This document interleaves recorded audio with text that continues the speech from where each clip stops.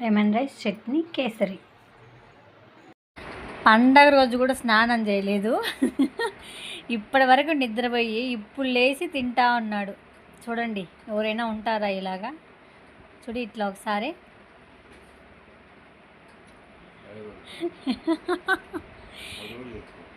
Time ఎంత అవుతుంది ఇప్పుడు? 3:42 అవుతుంది. ఇప్పుడు తింటా ఉన్నారు జనాలు. ఒక్కొక్కసారి ఇలా ఉంటారు మా ఇంట్లో జనాలు. అయితే చెప్పినా కూడా వినరన్నమాట. మనం ఏం చేయలేము. ఇంకా